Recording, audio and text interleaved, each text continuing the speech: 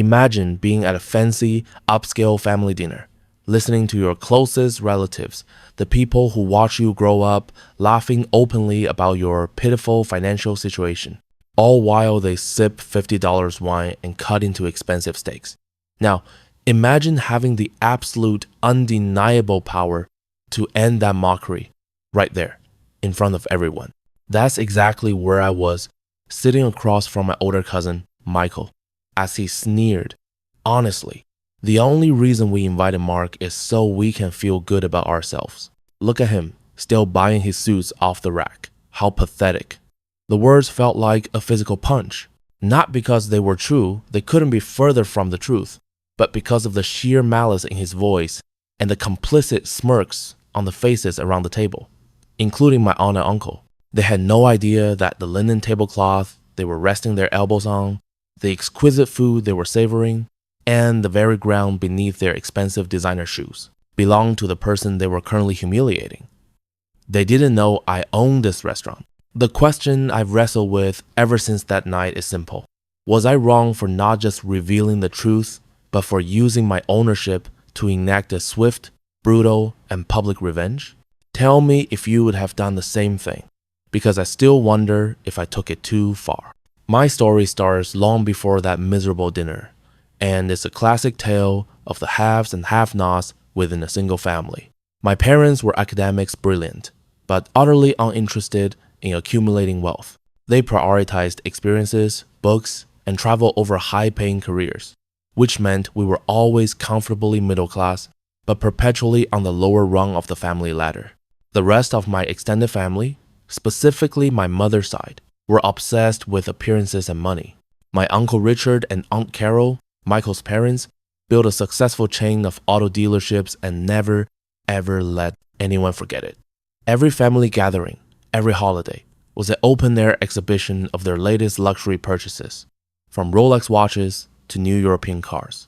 They treated my parents with a kind of patronizing pity that always made my blood boil. "Oh, bless your hearts, still driving that old sedan? Mark, are you sure you don't want to come work for Richard? You could actually make a living wage." This condescension wasn't subtle. It was their primary mode of communication with us. This dynamic fueled a fierce, secret determination in me to succeed on my own terms. I didn't just want to be rich. I wanted to be so successful that their money would look like pocket change next to mine. And I wanted to do it without their help or dirty dealership money. After college, I took a massive risk. I had always loved food and recognized a gap in the market for high quality, authentic, regional Italian cuisine that wasn't overly pretentious. I poured every penny I had, took out crippling loans, and spent 3 grueling years working 18-hour days to open my first restaurant, the Trattoria. It was a tiny hole in the wall, but it was mine. My family, of course, scoffed. "A restaurant? Mark, that's such a gamble. Why not something stable?" Michael, who was already coasting in his dad's business, openly laughed and called it my hobby. But the joke, as they say, was on them. The Trattoria wasn't just a success. It became a culinary sensation. Critics raved, lines wrapped around the block, and within 5 years, I was able to open a second, then a third, and finally, my flagship establishment, the Belvedere. The Belvedere wasn't just a restaurant. It was an experience. It was housed in a beautifully restored historic building downtown, featuring a Michelin-starred chef, a world-class wine list, and a reservation book booked solid for months. It was a place where local celebrities and captains of industry dined, and it was the crown jewel of my modest but rapidly growing hospitality empire. The thing is, I kept it all a complete secret from my family. I kept driving my sensible, slightly older car. I continued to wear good, but non-flashy, clothing. When they asked what I did, I would simply say, "I'm in the restaurant business," and let them assume I was a mid-level manager or, at best, a co-owner of a small, struggling eatery. Why the secrecy? Because I knew that the moment they found out I was successful, their condescension would simply morph into a more toxic blend of envy and demands for loans or favors. I wanted to build my empire in peace, without their judgmental eyes and constant meddling. I was happy letting them think I was still poor Mark, the family disappointment. That brings us to the infamous dinner. It was a yearly event hosted by my Aunt Carol and Uncle Richard, and this year they chose the Belvedere. I remember getting the invitation and practically laughing out loud. They chose my restaurant. It was fate. I RSVP'd immediately, deciding that I would play the role of poor Mark one last time, just to see how far they take their nastiness. I even put on a slightly worn, but still nice, jacket for the occasion. The moment I walked in, I was greeted by the hostess, Sarah, a wonderful young woman who was also my executive assistant. She shot me a quick, knowing look, and I gave her a tiny, almost imperceptible shake of my head, the signal to keep my identity absolutely confidential. She ushered me to the private dining room where my family was already seated, sipping complimentary champagne that I had personally selected. The evening was a slow burn of subtle and not so subtle insults, all directed at me.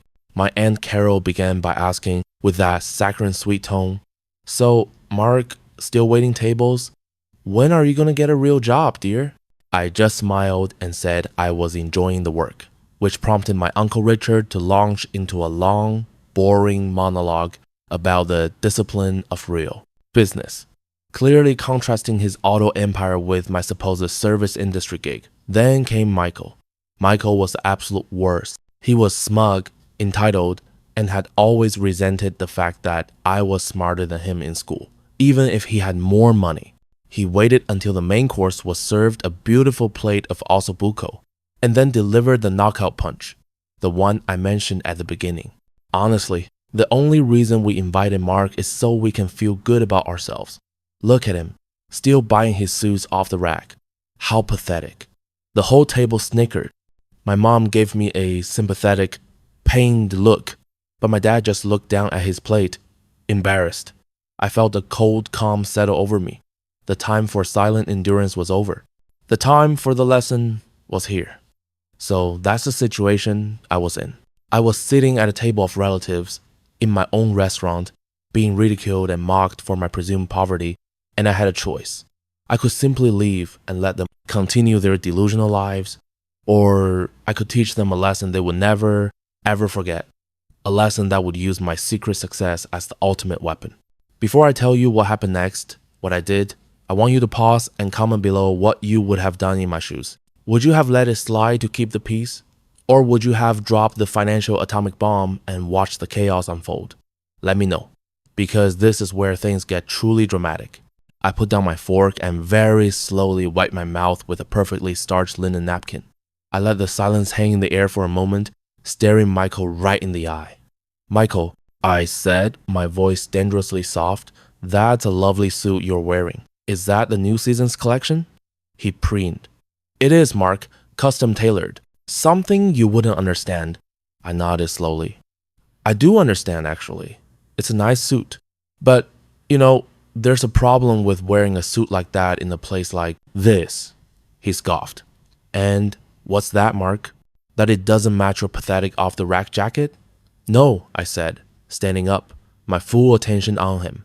"The problem is that you think wearing an expensive suit gives you the right to disrespect the owner." The entire table froze. Aunt Carol let out a small, nervous laugh. "Oh, Mark, don't be ridiculous. The owner isn't even here." I took a deep breath, letting the full weight of the moment settle on them.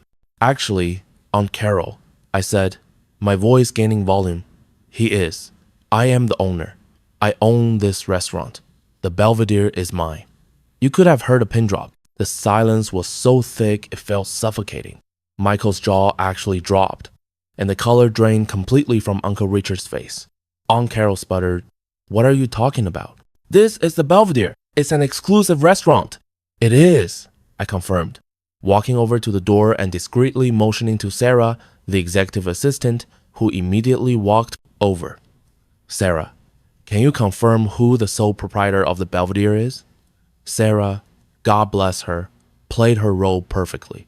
She looked at the table of frozen-faced relatives and said, with professional clarity, "Mr. Mark is the sole owner of the Belvedere, sir.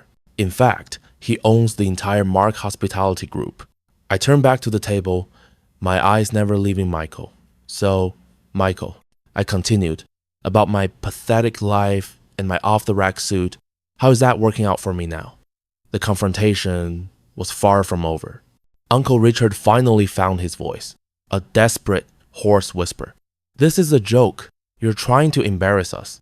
No, Uncle Richard, I corrected him. You embarrass yourselves. I merely provide the setting. That was the moment I went for the full, uncompromising revenge. I looked at Sarah. Sarah, I've had a sudden change of heart about the way we run the service here. Could you please inform the staff that this private dining room and the table currently occupying it are to be immediately cleared? And that means everything.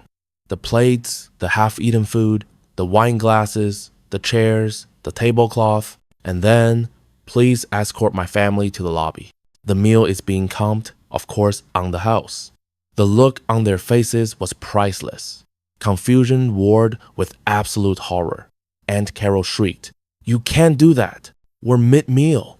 "I absolutely can, Aunt Carol," I said, a dangerous calm in my tone. "It's my establishment, and I have a zero-tolerance policy for customers who verbally abuse the owner or other guests. Consider this your final warning. Now, please gather your things. Security will be happy to assist you if you choose to resist." What followed was a scene of unparalleled public humiliation. My family, the people who prided themselves on their wealth and status, were ushered out of a private dining room by a team of professional, discreet, yet firm waiters and security guards. Their half-eaten expensive meals were swept away, their full wine glasses dumped. As they were being led through the main dining room, which was packed with New York's elite, their shame was palpable. Michael tried to argue, but my security detail gave him a look that shut him up immediately. Uncle Richard and Aunt Carol were red-faced, utterly defeated. My parents, who had watched the whole thing unfold in stunned silence, finally stood up. My mother rushed over and gave me a massive hug, whispering, "Oh, Mark, I'm so proud of you." My father just clapped me on the shoulder, a look of pure relief and vindication on his face. The aftermath was everything I could have hoped for. The next day, the phone started ringing. Uncle Richard tried to apologize, not sincerely, but out of fear. He was terrified that I would use my connections to hurt his business. Aunt Carol cried, begging me not to tell everyone what happened. I ignored them all. The news spread through the family like wildfire. And for the first time, my parents were treated with genuine respect. They were no longer the poor academics, they were the parents of the successful restaurateur. Michael, well, he tried to spin it as a misunderstanding, but the story of the public eviction from my own restaurant became a legendary family tale. I never cut them off entirely, but our relationship was permanently altered. They now walk on eggshells around me, always overly polite, always complimenting my hard work. I occasionally go to their events, but I always make sure the catering is decidedly average just to remind them. The lesson I learned that night is that true power isn't about having wealth. It's about controlling the narrative and having the confidence to use your success as a shield and, when necessary, a weapon against those who seek to diminish you. The victory wasn't just in owning the restaurant. It was in showing them that their judgment was utterly meaningless. In the end, it was a moment of true justice, a confrontation that had been years in the making. That night, I stopped being poor Mark and became the man who owned the room. The truth set me free from their judgment, but the revenge was what truly tasted sweet. I still don't regret a single second of that dramatic scene, and honestly, they had it coming. I hope this story serves as a reminder that you never truly know what's going on in someone's life. And judging people based on superficial wealth is a fool's game. Like this video if you were on my side, and think my family deserved every bit of that public humiliation. Subscribe for more stories like this, where the quiet one finally gets their perfect revenge. And please, share your final thoughts on this whole mess in the comment section. I'm really curious to know if any of you have had a similar moment of triumphant reveal. I'll see you all in the next story.